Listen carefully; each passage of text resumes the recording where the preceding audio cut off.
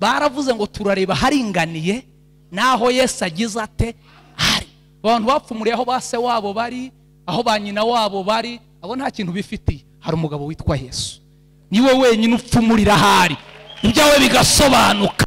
Shaka kuza kuvuga imfunguzo enye zifungura umugisha, ushobora gufunguza umugisha wawe ukawugeraho. Nta guhituza. Iyo ubwiwe umugisha ugomba kumenya ngo umugisha uboneka gute kugira ngo nkubone binyurahe. Hari imfunguzo rero ziwufungura.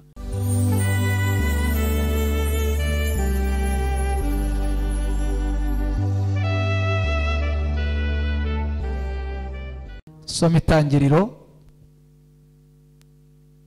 bice 12, soma umurongo wa mbere tugere ku wa gatatu. Itangiriro 12 rimwe tugere kuri gatatu. Kadusome. Bibiliya iravuze ngo Uwiteka ategeka Aburahamu ati, ba mu gihugu cyanyu, usiga umuryango wanyu n'inzu ya so, ujye mu gihugu nzakwereka.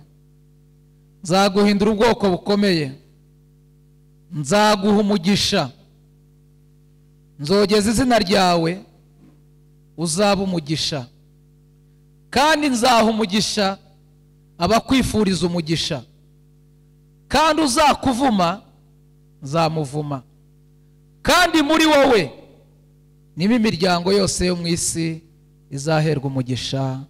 Amen. Some Imigani 10:22. Imigani ibice 10 murongo wa 22. Aravuga ngo umugisha Uwiteka atanga uzana ubukire, kandi nta mubabaro yongeraho. Ndasubiramo. Umugisha Uwiteka atanga uzana ubukire, kandi nta mubabaro yongeraho. Turarangiza mu rwandiko rwa mbere Paulo yandikiye itorero ry'i Korinto bice 15 umurongo wa nyuma wa 58.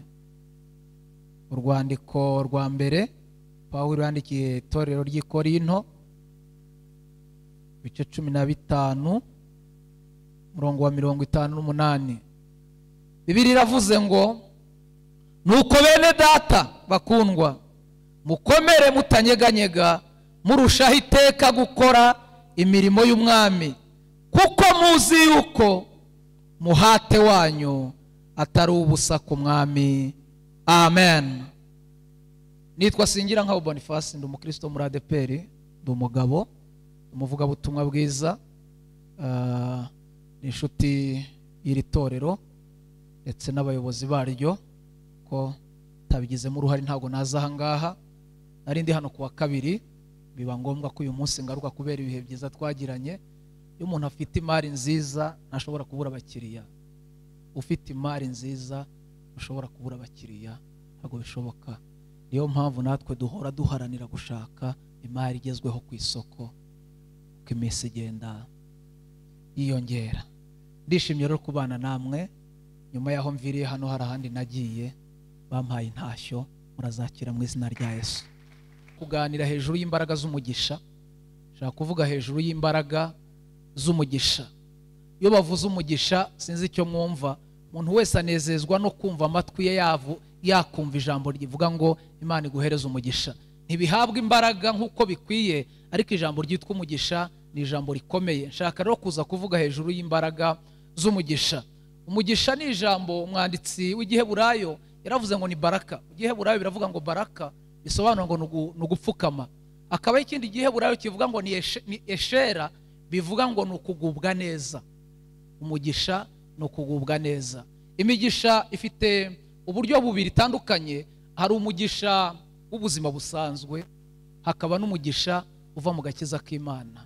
Iyi migisha yombi rero iratandukanye. Abantu benshi mu buzima bwabo baharanira kuba ubuzima bushaka umugisha w'ubuzima busanzwe. Duhuriyeho n'abantu bino umuntu yabyara kumva byararangiye, yagura imodoka kumva byararangiye, yagura imyenda kumva byararangiye, yagura imodoka kumva byararangiye, ariko hari undi mugisha uva ku Uwiteka. Umwanditsi w'imigani aravuze ngo umugisha Uwiteka atanga uzana ubukire kandi nta mibabaro yongeraho. Amen. Imana ihamagara Aburahamu yaramubwiye ngo va mu gihugu cya so ujye mu gihugu nzakwereka. Yamubwiye ibintu 7 muri 30 twasomye. Yaravuze ngo icyambere nzaguha umugisha. Iyo umuntu yumviye Imana akumva icyo Imana ivugana nawe, mu bintu bya mbere Imana imuha umugisha. Ntabwo imubanza umugabo, imuza ngo Mana ngo mpa umugabo, banza umugisha. Iramubwira ngo cya kabiri nzogeza izina ryawe.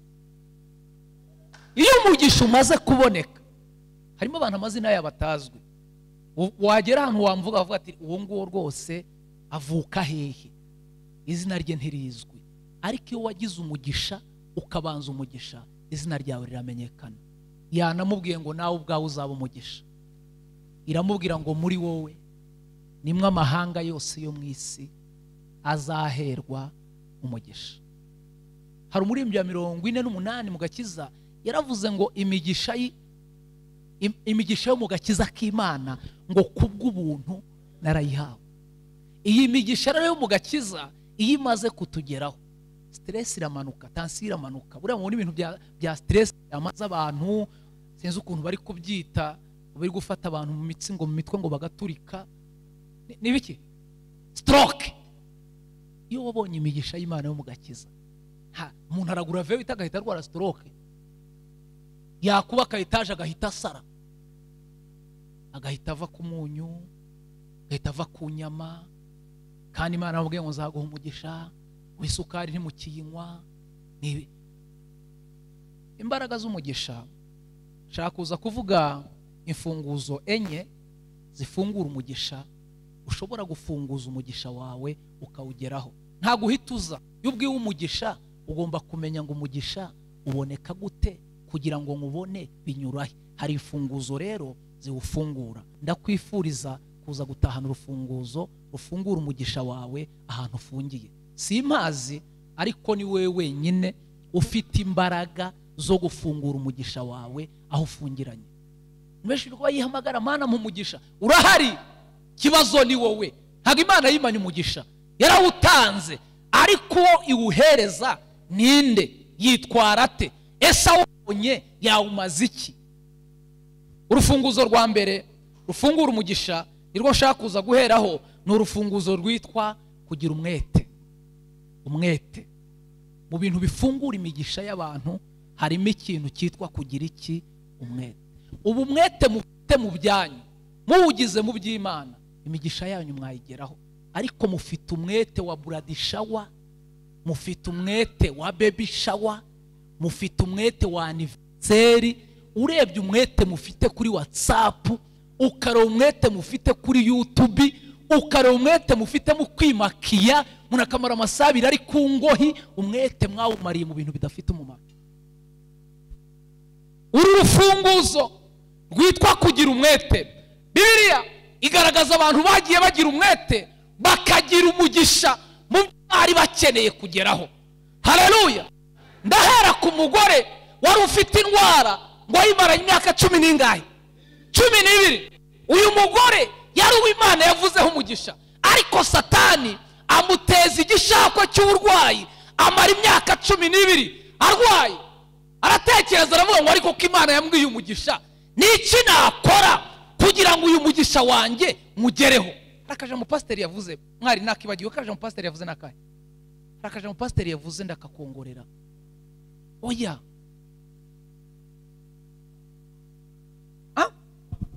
Correct. Ntago wakanditse. Nakubwiye ngo ukanyandikire. Yavuze ngo iki? Correct. Ukwiye kugira umwete, ukagira umwete wo kwanga ubuzima ugize ute? Umwari yakiriye rero ngo niko Imana ngo yabibonye, urumva ngo ni wacu ngo ntawatunze imodoka, ngo se ngo ubundi ngo nayimaze iki? Ibyo bintu mugomba kandi ugasanga ufite n'abaterankunga bagushyigikiye mu buzima ubayeho. Gira umwete. Uyu mugore yamenye amakuru y'umugabo wagize umwete. Biriya mu bice 4 muri Mariko 2 hajya havuga ngo umugabo ngo wajyaga yirirwa ku nzira asabiriza. Umunsi umwe ngo yazirutse ku nzira asabiriza, ngo hari igiterane cyari kiri kubera ahantu hitwa Kaperinaumu. Biriya avuga ngo hamanuka abagabo 4 bagiye mu giterane. Bageze kuri wa mugabo maze igihe asabiriza, arababwira ngo ntacyo mwagira ngo mumpe. Aravuga ati ariko uyu mutipa we yari asabiriza, mwareze tukamushyira mu ngobyi tukamushyira Yesu. Ngo bagira umwete. Ukeneye abantu 4 bagukura aho uri. We warinaniwe, ukeneye abantu 4 bagukura aho uri. Ngo abagabo barangije barashyira mu ngobyi. Bari bafite umwete udasanzwe. Bageze i Kaperinaumu ngo basanga urusengero rwuzuye, ngo abantu barenga no mu madirishya. Abagabo bamuzanye baravuga ngo icyambere hitira umuruho wo kwikorera umugabo, ngo tumuzane tutamuzi. Nitumugeza hano dusanga urusengero rwuzuye abantu, ngo tuza no kugira umuruho wo kuza kumusubizayo. Baravuga bati icyo tugiye gukora no kugira umwete, turahasenya nubwo tutazi nyiraho. Ngo barurira bajya hejuru y'inzu batubatse. Baravuga bati tugomba gushaka uburyo dupfumura tugatobora. Ariko abo barabakunze cyane, ntago bapfuye gutobora gusa. Baravuze ngo turareba haringaniye naho Yesu agize ate hari. Abantu bapfumuriye aho base wabo bari, aho banyina wabo bari, abo nta kintu bifitiye. Hari umugabo witwa Yesu, niwe wenyine upfumurira hari ibyawe bigasobanuka. Biravuga ngo bageze hejuru y'inzu batega amatwi bakumva ahantu, umva abantu bari gusakuriza mu gatsinda, batahangaha Yesu ntaho hari. Ngo bagenda batega amatwi ngo baza kumva aho Yesu ari. Biravuga ngo bakuraho amabati, bakuraho amategura, ngo barongoroka aho Yesu ari. Babwira Masikini bati Masikini sike umva neza, ntago twari tukuzi, twagusanze ku nzira, tugira umuntu wo gutira ingobyi turakwikorera, tukugejeje hano, kwinjira biranze, dusenya inzu y'abandi tuyigiye hejuru, turakuzamuye tukugejejeyo. Ibisigaye tugiye gushyira ibiziriko mu ngobyi tuyirekure. Nugera imbere ya Yesu wiyeranje, ugira umwete wiyeranje, umenye ibyo uvuga. Abantu bagutegurira amateraniro, bagutumirira umwigisha, banakubwira ibyo ubwira Yesu, mwabaye mutari kubona. Mutegereje iki? Ubicyo batabakoreye niki? Babubakiye urusengero, babashyiriyemo ibintu byose. Nugera hano ngo nibindi ngo bakubwirire Yesu, mwabaye mutari kubona. Mwagize umwete. Urufunguzo rw'umugisha rwa mbere no kugira umwete. Babingingiro no kwimuka mu byicaro, ngo imuka aho wicara hanga. Ibi nabyo bisaba imbaraga. Mwakirwanyeho mwagize umwete. Baramubwira ngo Masikini wabyumvise, tugiye kurekura ingobyi. Wowe nugera imbere ya Yesu kandi umanuke muri discipline, nunyeganyeza ingobyi ukagwa ku muntu, aragutera urushyi. Wiyeranje wowe kuri Yesu. Biravuga ngo bamanura ya ngobyi ngo ahateganye naho Yesu ari. Bayirekuye ngo yikubise nkahanga. Abagabo bari bagize umwete, ngo abandi bose barahunga. Yesu utagira ubwoba aramubaza ngo turutse. Baravuga ati nari maze iminsi ndi ku nzira kandi narabwiye umugisha, mpuye n'abagabo 4 bafite umwete. Imana duhuze n'abantu bafite umwete batugeze ku by'Imana yavuganye natwe. Havuga ati mpuye n'abagabo bafite umwete. Abo nibo twabuze rero. Wasanga umuntu amara umwaka wose asengera hano, nta muntu n'umwe arazana ahangaha. Ibyo waboneye hano kuki utabwira abandi ngo baze babirebe? Hari ibirema biri hano hanze byatagangaye, mwabiyoboye bikaza ahangaha ko bizahura n'umugabo ufite umugisha wabo. Abwira Yesu ngo kundeba nari maze igihe ku nzira nsabiriza, ariko bambwiye amakuru yawe. Bari abagabo batoboye hejuru banyujijemo dore ngeze ahangaha. Yesu aramubwira ngo cyambere ibyaha byawe urabibabariwe. Nkivugana nawe ikorere ngo byawe wigendere. Hari abari baje bapfumuye nawe bahamaze iminsi, arababwira ati musigara amahoro, sinzi aho mwanyuze muza, ngewe bihise bikemuka. Iyo wagize umwete, hari abantu depasa bitewe n'umwete wagize. Komanteri ziravuga ngo uyu mugabo niwe waje guhura na wa mugore wari imugongo wari umaze imyaka 12. Wa mugore ngo amurebye aramumenye, aravuga ati niko si we najyaga mbona bakunzira usabiriza. Atumperutse kera, nagize umwete, nahuye na Yesu. Byagenze bite? Aramubwira ngo Yesu bamanuriye aho yarari, tubitanye nawe gusa kubera umwete abantu bari bafite. Ndakira. umugore aramubwira ati ko nanjye maze imyaka 12 nakora iki kugira ngo ndebe ku isoko y'amaraso ihora iva yakama? Umugabo aramubwira ati ngiye kuguhereza amakuru, gira umwete, numenya ahantu Yesu azanyura gusa wowe uzagende, kandi nugerayo ntuzacibwa intege n'ibyo bazakubwira. Yamubwiye ibintu bine byantangaje. Yaramubwiye ngo icyambere, nugeraho Yesu ari, ukora uko ushoboye, muhuza amaso mu bantu, nubona muhuje amaso akakureba tayari isoko, nimuhuza amaso kurya mukahuza amaso, isoko y'amaraso irakama. Aramubwira ngo icya kabiri, igicucu cya Yesu nicyo gukoraho, igicucu cye kigukoraho, isoko gusa wo irahita ikama. Byose numva ari byiza. Icya gatatu, nubona uburyo byigana ugakora ku nshunda z'imyenda ye, isoko irakama. Umugore aterekera aho ngaho, gahunda inyemeje ko ndagira umwete nkamukoraho, ngenda byigana mukoreho. Uzi ko birivuga ngo Yesu yatambutse ngo muri karitsiye ngo wa mugore agira umwete wo kuza kumureba. Murasabwa kugira umwete mw'uyu mujyi wo gushaka uburyo mwahura na Yesu. Biravuga ngo hari abantu benshi batagira uko bangana, ngo wa mugore azabyigana mu bantu, bamwegezayo aranga arabyigana, abari bamuzi bati uyu nguyu si wa wundi unuka, arabyigana. Gira umwete, ikora uko ushoboye, gira ishyaka, wicika intege. Ngo anyuze ukuboko mu bantu, ngo akora ku nshunda z'imyenda ya Yesu. Hari komantere imwe naraye ndebye, hari uwanditse aravuga ngo abantu bose Yesu yakijije ngo yajyaga barambikaho ibiganza, ariko uwo mugore we ngo ntabwo Yesu yamurambitseho ibiganza, ahubwo uwo mugore we warambitse Yesu ibiganza. Ako kantu kantangaje. Ugomba kugira ishyaka ukabyigana ku rwego ukora ikintu abandi bantu batakoze. Ngo akora kuri Yesu, wakoze kuri Yesu, ngo yumva ya soko y'amaraso irakamye. Arangije ngo ashyira urutoki hejuru, ariko Yesu nawe ngo yumvise hari imbaraga imuvuyemo, aravuga ngo ninde unkozeho. Ugomba kugera ku rwego ukora kuri Yesu nawe akabimenya. Aravuga ngo ninde unkozeho. Petero ngo yarashyanuka agabwira Yesu ati ko nawe abantu bari kubyigana, badukandagiye inzara z'amano zashizemo, niba umuntu agukozeho hari ikintu kibaye. Yesu abwira Petero ngo umuntu unkozeho ankozeho mu buryo budasanzwe. Wa mugore kuko yarazi kimubayeho, yasize urutoki hejuru, abwira Yesu ngo ninjye ugukozeho. Yesu aramubwira ngo niki cyatumaho. Ubundi mugomba kugira impamvu ituma muza ahangaha, ntago ari gupfa kuza gusa, ugomba kugira impamvu ituma uza kureba Yesu. Ubundi ni iyihe? Waje gukora iki? Aramubwira ngo nari maze imyaka 12 bamaraso. Yesu ngo arangije aramubwira ati nkurikije ibintu mbwiye. Kandi Yesu iyo nzira ngo yari arimo, ngo bari bavuye kumuhuruza, hari umwana w'umukoresha w'ikoro wari warwaye witwaga Yayiro. Yesu ubundi yari agiye kwa Yayiro, ariko ishyaka ry'umugore ngo rimuhagarika mu nzira. Yesu yakoze akantu kantangaje. Komanteri zambwiye ngo uwo mugore amaze kubwira Yesu ngo nari maze imyaka 12, Yesu yaravuze ngo nta kinyirukansa, mutera intebe ahangaha umbwira amakuru y'imyaka 12, uhere ku mwaka wa mbere witonze umbwira uko byagiye bigenda. Yayira aravuga ati ubwo Yesu agiye kumva amakuru y'imyaka 12 turava hano. Umwana wanjye ararwari muri koma, uyu mugore abyivanzemo, agiye kuvuga amakuru y'imyaka 12 n'irondogora ry'abagore, ubaravuga amakuru y'imyaka 12 turasanga umwana yahwereye. Umugore ngo arangije abwira Yesu ati umwaka wa mbere nari mfite ikibanza ndakigurisha, umwaka wa kabiri nari mfite ihene ndayigurisha, umwaka wa gatatu nagiye gufata ideni.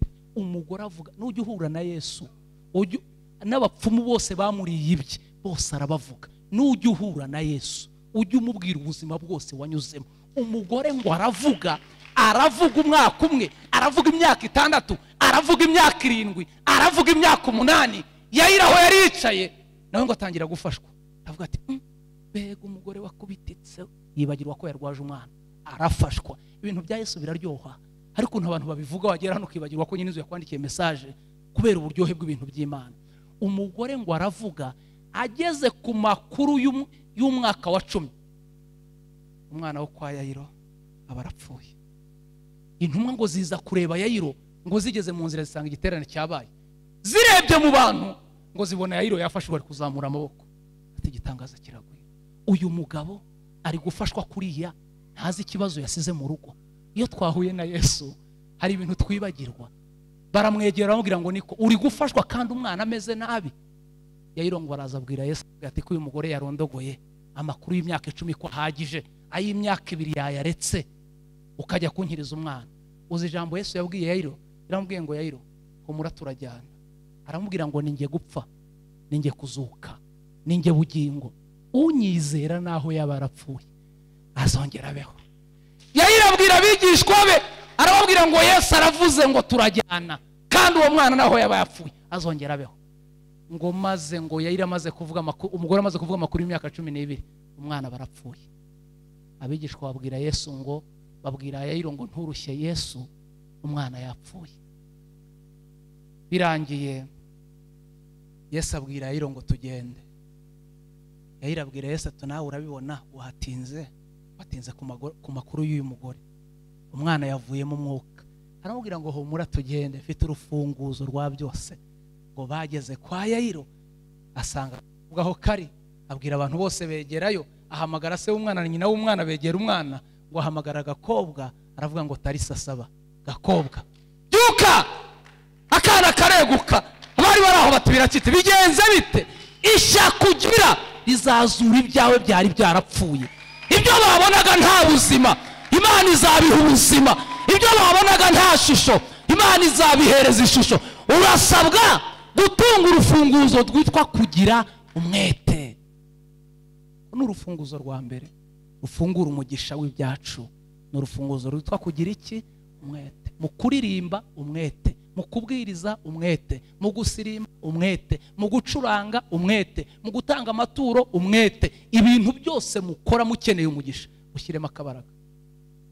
Ibintu byose birasaba gushyiramo umwete. Bantu bigize abanebwe, ntabwo uzabona umugisha ukora ibintu nk'umuzayifu udasizemo umwete. Gutereta umwete. Hatereta imyaka 5, utereta umukobwa umwe, ufite ikibazo wowe. Shyiramo akabaraga, mushyiremo umwete. Bona urufunguzo rwa mbere rutuma duhura n'imigisha yacu. Ntabwo ushobora kugera ku mugisha utasizemo umwete, ntabwo bikunda.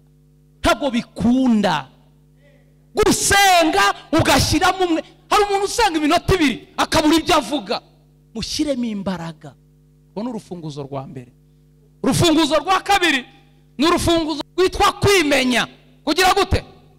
Kwimenya ni Kinyarwanda. Kwimenya.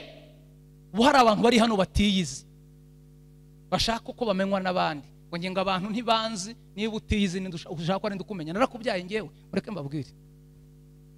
Mureke mbabwire. Mureke mbabwire.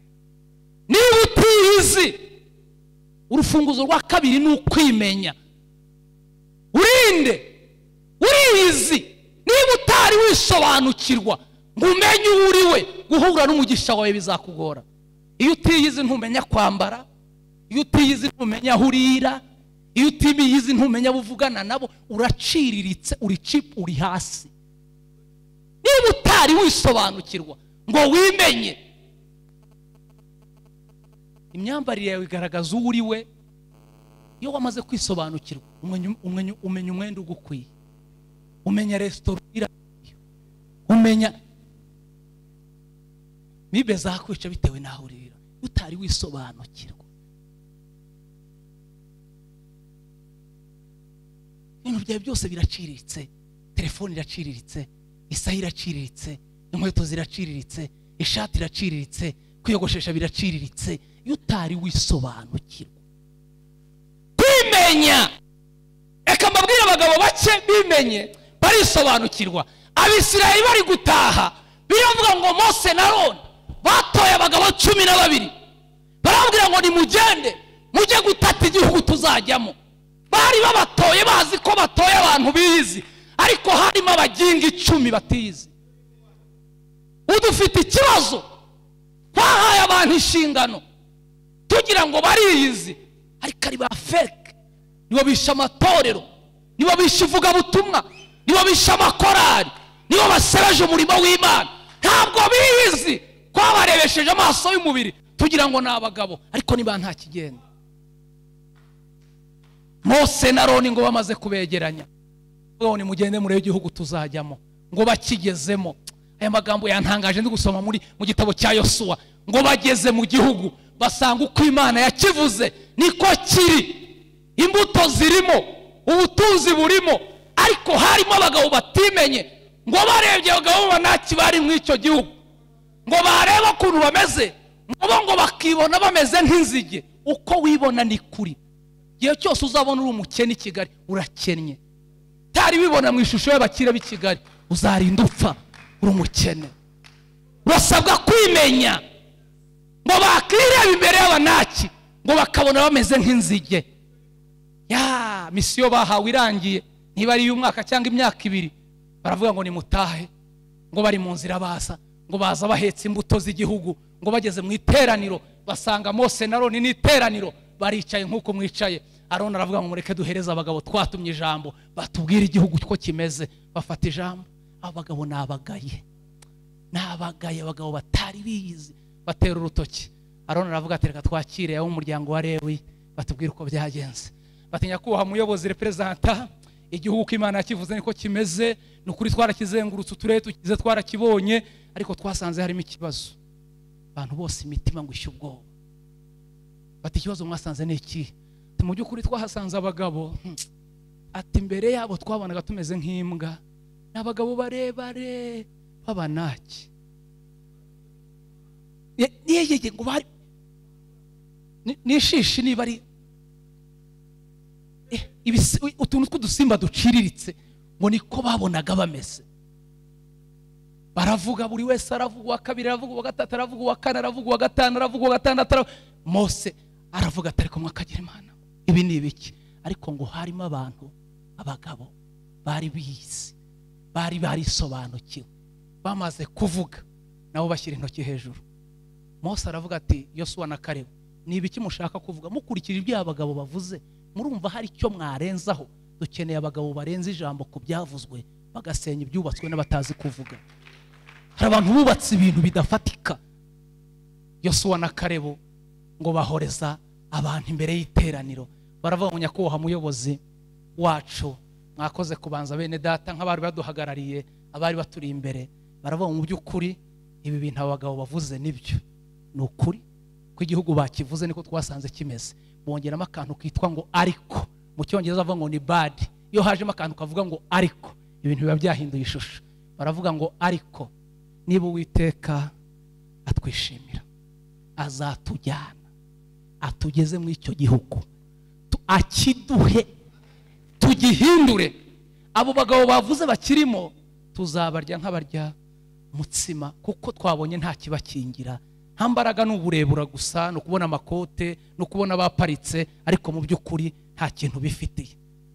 Aroni na Mose baravuga ngo murakoze mwabagabo mwe, dukeneye abantu bisobanukiwe, bamaze kwimenya.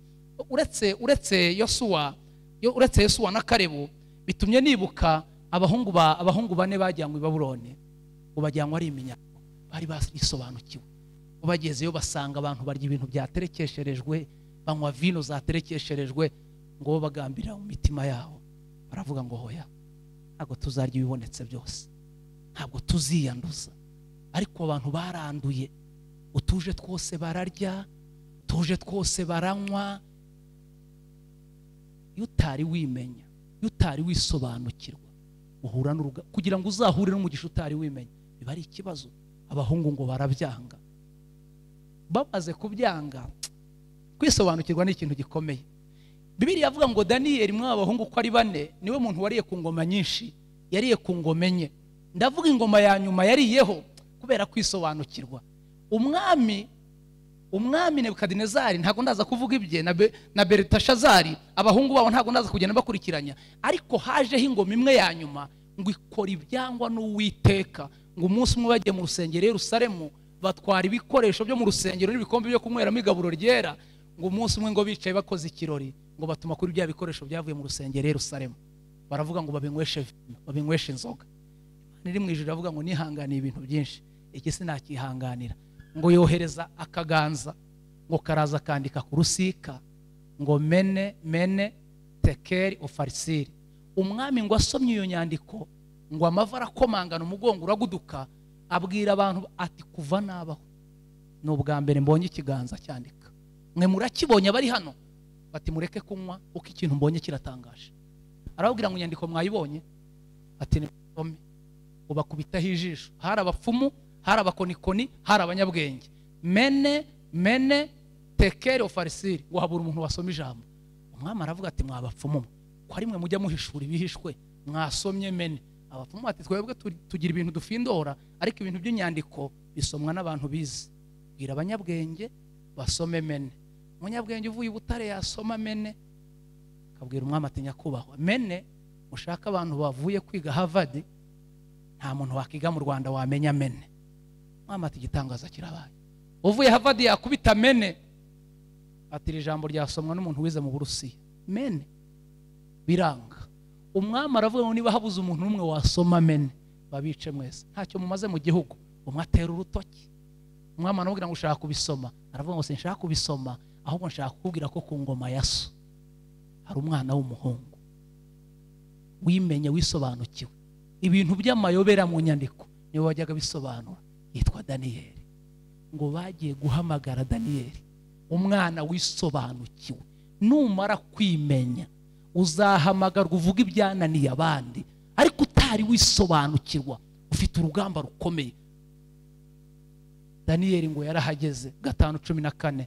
Umwami ngo amurebye aramubwira, numvise bakuvuga ko umwuka w'Imana aba muri wowe, none iriya nyandiko iri hariya wayisoma. Daniyeli ngo arareba, abwira umwami ati ziriya nyandiko nitwe tuzisoma. Undi hari abantu basoma ibyananiranye, abantu bamaze kwisobanukirwa. Igihe cyose uri mu uyu mujyi wa Kigali utari wimenye uriwe, ufite urugamba rukomeye.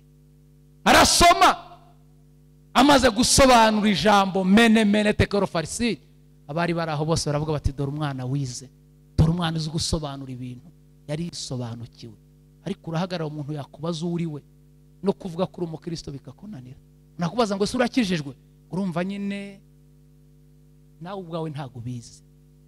Ugomba kugera ku rwego utunga urufunguzo rwitwa kugira gute, kwimenya ukisobanukirwa, kuko nutimenya sinzakumenya. Funguzo rwa gatatu ufungura imigisha yacu ni urufunguzo rwitwa kwemerwa n'Imana. Kwemerwa n'Imana. Ndagira ngo utangarize ko umugisha wose ugomba kugeraho ni ukubanza kumenya ngo se Imana iranzi, Imana iranyemera. Kuko dufite urugamba rw'abantu bamaze igihe mu murimo w'Imana, bazwi n'abantu ariko Imana itabazi. Niyo mpamvu muri kubona turwana n'amaviews menshi. Murabona kamera ziri imbere yanjye ni nyinshi. Abantu batumenye ngo tubistari biraho ngaho, mazina yacu yamamare, ariko si Imana irakwemera, Imana irakuzi. Aba bantu mubona birirwa baba bakoma amashyi bagira bate, iyo bihindutse gato sha ibikubaho biza Imana. Mureke duharanire kumenywa n'Imana. Naho abantu bo batumenya mu gahe gato. Mwaririmbye baravuga ngo abiringiye abantu barabahemukira, ndetse babahanga amaso bakabakoza isoni. Baravuga ngo ariko Imana ntujye uhemuka kandi ntukoze isoni. Imana iyo yakumenye ni rumwe mu mfunguzo z'umugisha. Vuga ngo amen. Unyikirize ngo amen. Iyo Imana yakumenywa n'Imana, haleluya, yigeze ibwira Mose mu Kuva, iramubwira ngo kuko wangiriyeho umugisha ntakumenya izina, n'icyo uvuze icyo ndagikora. Iyo wanywe n'Imana ni rumwe mu mfunguzo zifungura umugisha wawe. Biteye ubwoba kuririmba imyaka nk'iyo uririmbye Imana itakuzi, kubwiriza imyaka nk'iyo mbwirije ariko igitabo cyo mu ijuru izina ryanjye ritarimo. Murasabwa guharanira kuba mu buzima muzwi n'Imana. Muvuge ngo amen. Haleluya, haleluya. Daniyeli yaranditse aravuga ngo abantu bazi Imana yabo bazakomera, nibamara gukomera bakora iby'ubutwari. Gukomera kwacu kurihe? Iby'ubutwari dukora birihe? Ndagira ngo mbinginge mutunge urufunguzo rwitwa kumenywa n'Imana. Umuntu ukomeye yakuzi na nimero barayibitsa ahantu barayanditseho n'amazina ko, ariko ndatangara iyi Imana itakuzi. Umuntu uri hano uziranye na meya, cyangwa uziranye na gitifu, cyangwa uziranye na koroneli, cyangwa uziranye na runaka, iyo uhuye n'akabazo nimero hari n'uzuba warafashe mu mutwe ukavuga uti na telefone ishobora kuzima, iriya nimero kanyifate mu mutwe nkuye n'akabazo nahita muhamagara kubera ko uriya yamfashe. Bari imbaraga zabo hari aho zigera nazo zikarangira, hakaba hasigaye imbaraga imwe gusa yo kumenywa n'Imana. Nimuvuge ngo amen. Ubwo n'urufunguzo rwa gatatu rufungura imigisha yacu, n'urufunguzo rwitwa kumenywa. Nimuvuge ngo amen. Nimunyikirize ngo amen. Urufunguzo rwa kane ni urufunguzo rwitwa imyanzuro wifatira cyangwa ibyemezo wowe ubwawe wifatira. Ni urufunguzo rufungura imigisha yawe, imyanzuro, ibyemezo ufatira ubuzima bwawe wowe. Ni rumwe mu mfunguzo zifungura umugisha wawe. Uba ufashe icyemezo ukavuga ngo numva nshaka kuzaba umukire, ugomba gukora uko ushoboye urufunguzo ukarwana narwo kugeza ukize. Imyanzuro ufatira ubuzima bwawe. Bano abantu bafashe imyanzuro yo kutazashaka, akavuga ati ngiye nkurikije stress ziba mu rugo, umwanzuro mfashe sinzashaka. Amahitamo yawe na uburenganzira bwawe. Ariko umaze gusobanukirwa neza ko imyanzuro wifatira ari ipfundo ry'umugisha w'ubuzima bwawe, ubikora neza. Birivuga inzara yigeze itera, nihe hari ababembe hateye inzara? Ni Samariya. Ngo inzara iratera, ababembe ngo bari bahari ngo inzara ibariye. Aravuga batari kubundira inzara irinda kutwicira ahangaha, ko mu murwa hari ibyo kurya, ko byose ari ugupfaho kugira ngo dupfire hano, twafata icyemezo tugapfa tugenda. Bibiri iravuga ngo bafata icyemezo.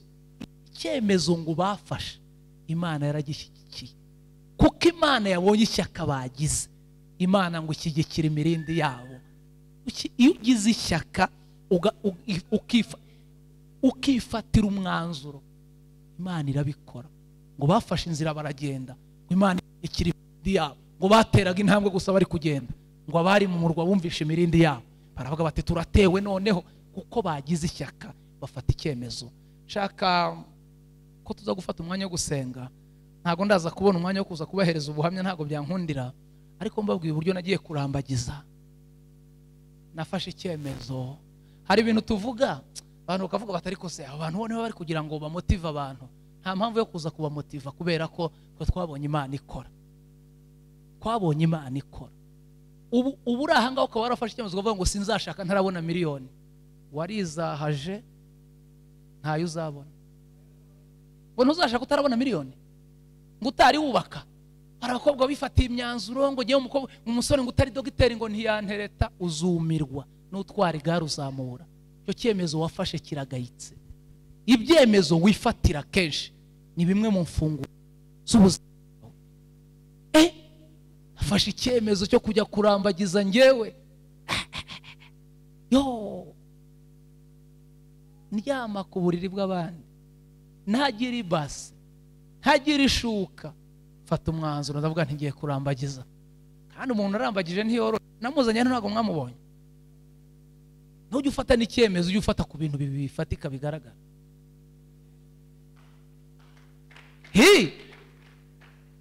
Mugisha ntukajya urwana n'utuntu dutoya, rwana n'ibintu buryo uzabyereka abantu bakavuga bati icyemezo yafashe ni icya kigabo, kirafatika. Ese murankurikiye?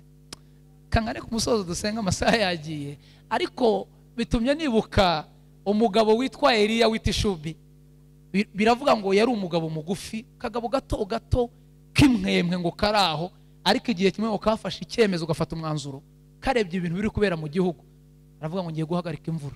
Si Imana ari bimubwiye, we ni icyemezo yifatiye. Aravuga ngo nkurikije ibyaha biri kubera muri iki gihugu, ngewe ngiye guhagarika imvura.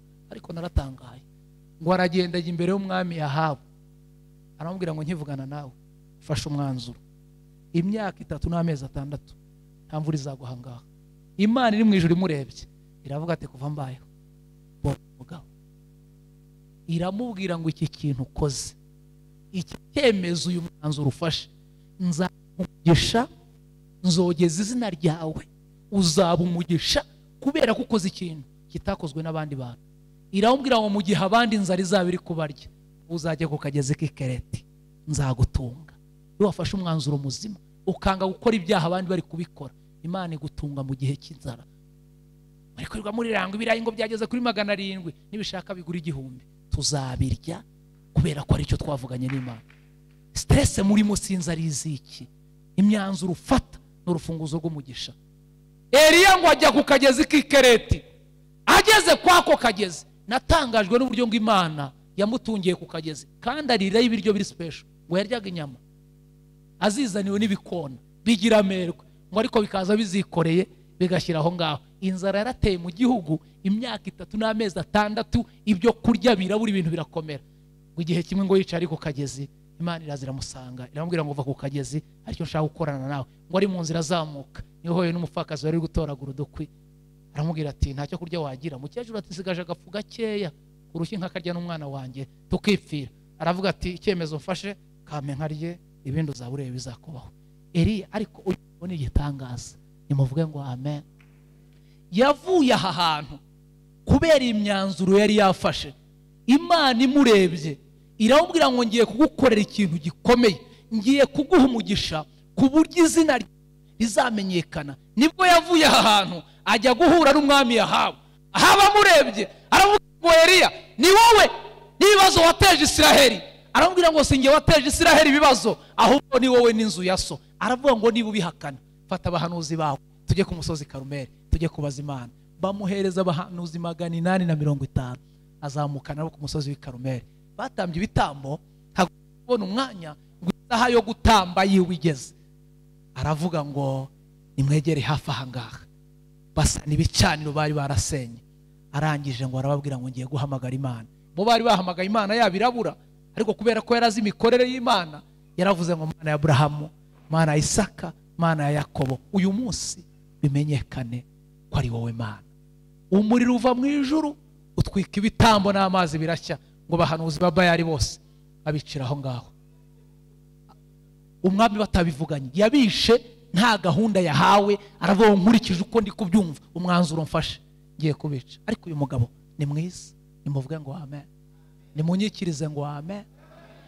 Ahantu avuye ku uyu musozi, Imana amuhaye promotion idasanzwe. Yaramubwiye ngo ntabwo urasubira gutura ahantu wari utuye, uhereye none urajya gutura ahantu nzagukura nkujyane mu ijuru, kandi uzagenda mu buryo budasanzwe.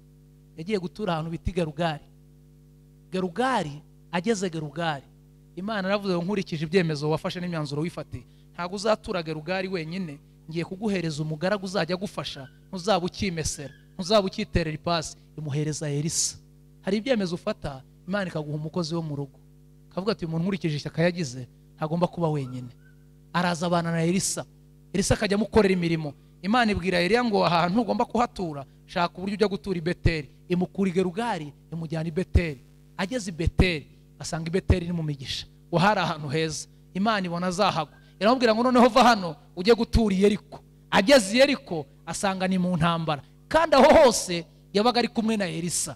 I Yeriko bahabaye igihe gitoya, Imana iza kumuhamagara iramubwira ngo Eliya, ntabwo uri umuntu wo gutinda aha ngaha i Yeriko, ahubwo ijya hakurya ya Yorodani. Hakurya ya Yorodani niho yageze ari kumwe na Eliya na Elisa.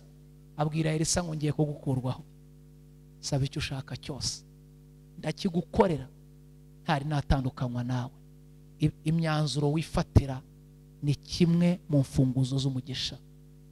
Elisa abwira Eliya, aramubwira ngo twabanye nawe i Gerugari twari kumwe, i Beteli twari kumwe, Yeriko twari kumwe, Yorodani icitsemo mbireba twari kumwe, none ubu ubwiye ngo ningusabe ndaga imigabane 2 y'umwuka wawe.